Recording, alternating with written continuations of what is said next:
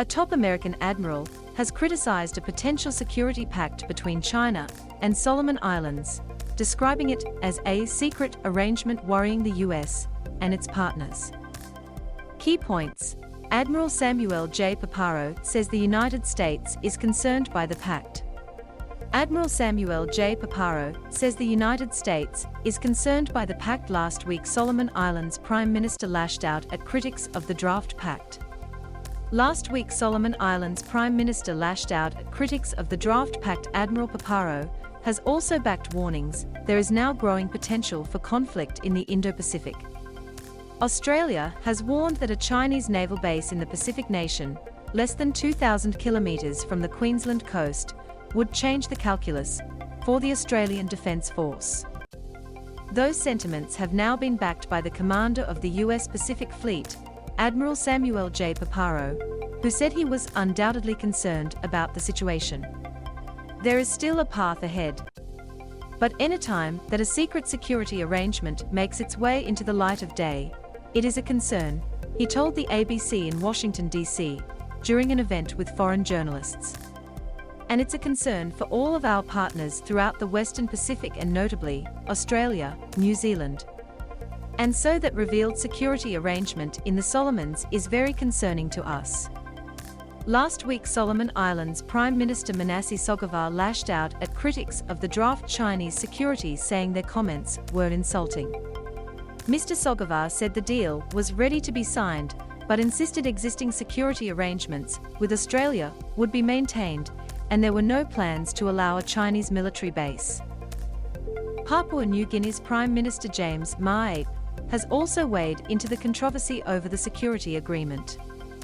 Australia has been trying to rally Pacific Island states to press Solomon Islands over the pact, with Scott Morrison ringing regional heavyweights, including Mr. Maape and Fiji's Prime Minister Frank Bainimarama, to express concern. James Maape suggested that Papua New Guinea and other Pacific countries were in the best position to provide police support to Solomon Islands. Mr. Maape told the ABC that PNG and other Pacific states were conscious of what's taking place in Solomon Islands, and he had had conversations with his Solomon Islands counterpart. He said Mr. Sogavare assured him there were no plans for China to establish a military base in the country, and that the agreement was focused on offering police support. But Mr. Maape also suggested that Papua New Guinea and other Pacific countries were in the best position to provide police support, saying, "We stand ready to work side by side in upskilling and training police, and having more police engagements into Solomon Islands if they require help." Australian and Papuan police are already in Honiara as part of a regional police mission to help stabilise the country in the wake of the riots last year. Potential Indo-Pacific conflict within a couple of years. Admiral Paparo backed warnings from Defence Minister Peter Dutton of a growing potential for armed conflict in the Indo-Pacific region that Australians needed to be realistic about. "I always operate under the notion that there's the potential of conflict within our region within a couple of years because of the incredible unpredictability of events," Admiral Paparo said. "And who last year could have predicted where Eastern Europe would be right now? In fact, that is our mission, is to always be ready as militaries." Admiral Paparo described the AUKUS arrangement, under which Australia will obtain nuclear-powered submarines through a deal with the US and the UK, as a tangible sign of rising tensions in the region.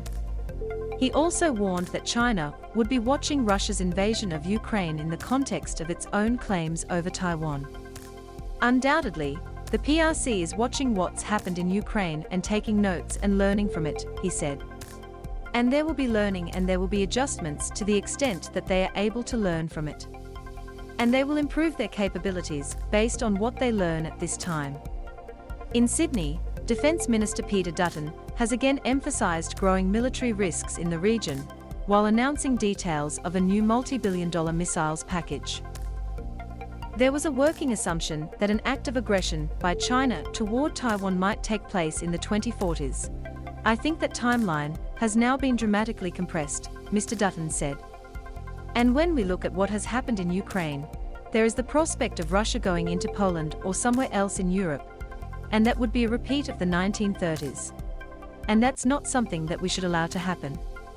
Mr. Dutton confirmed the federal government would fast-track the purchase of US-made joint air-to-surface standoff missiles for Australia's Super Hornets and Norwegian naval strike missiles for warships.